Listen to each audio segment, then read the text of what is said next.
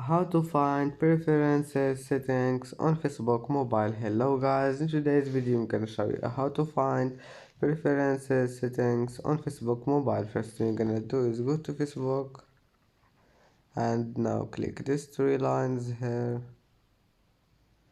and go down and click settings and privacy and then click settings and now go down and click this one.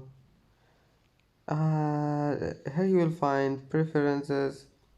You can manage anything you want and then just go back and it will be saved. And that's how to find preferences settings on Facebook mobile, and that's it for today's video.